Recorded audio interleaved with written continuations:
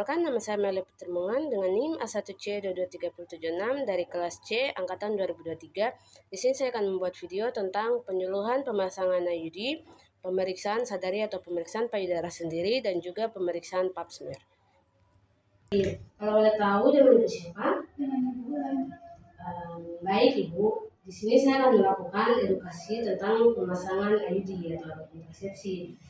Kurang lebih waktunya itu 10 menit Ibu. Apakah Ibu bersedia? Bersedia, Mas. Pemasangan IUD atau intrauterine device. Pengertian IUD. IUD adalah singkatan dari intrauterine device atau alat kontrasepsi dalam rahim yang juga dikenal sebagai KB spiral JUD. Adalah alat kecil berbentuk T yang dimasukkan ke dalam rahim untuk mencegah kehamilan dan bisa bertahan hingga 5-10 tahun tergantung jenisnya.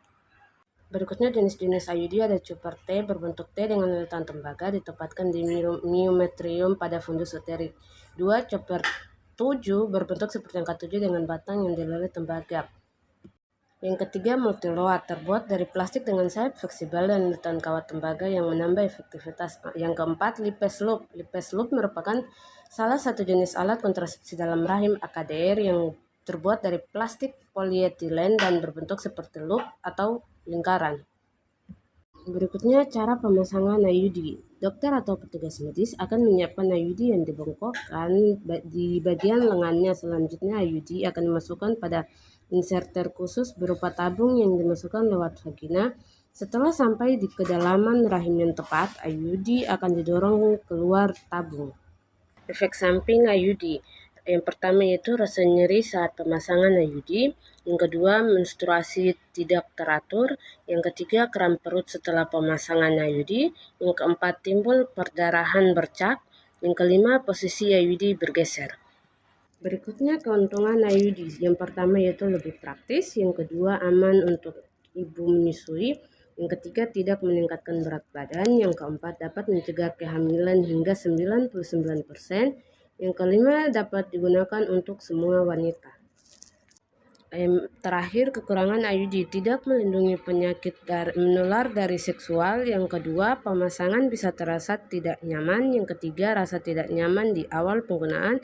Dan yang keempat, gangguan siklus menstruasi. Sudah melakukan edukasi, bertanya kepada pasien apakah pasien sudah memahami. Jika pasien sudah memahami, suruh pasien untuk mengulangi apa yang sudah kita jelaskan.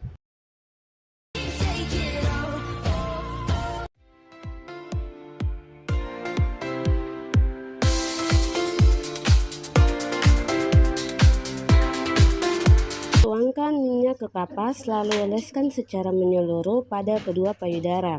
Tujuannya adalah untuk menjadi pelumas.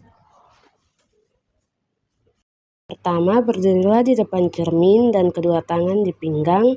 Perhatikan ukuran, bentuk, dan warna payudara atau perubahan bentuk seperti kulit payudara mengkerut, adanya benjolan, puting berubah posisi atau puting tertarik ke dalam, kemerahan, nyeri, ruam-ruam atau bengkak. Langkah kedua, angkat kedua lengan ke atas, amati jika ada perubahan pada payudara. Gunakan 3 atau 4 jari tangan kiri untuk memeriksa payudara kanan dengan cara merabanya secara teliti dan menyeluruh, dan lakukan hal yang sama pada payudara sebelah kiri.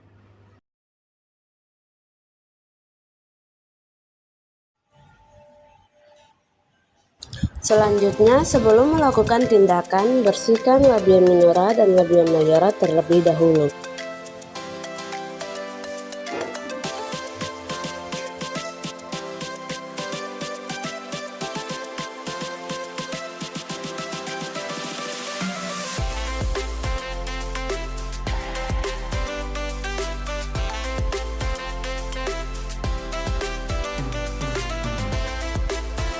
Langkah selanjutnya, memasukkan spekulum vagina dengan memiringkan, lalu menghadap depan, kemudian buka dan kunci.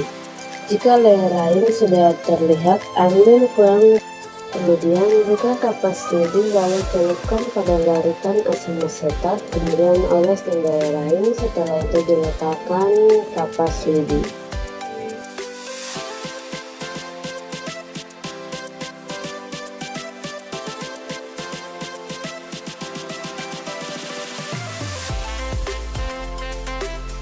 Selanjutnya, lepaskan kapas sendi dan letakkan kapas sendi pada kaca objek.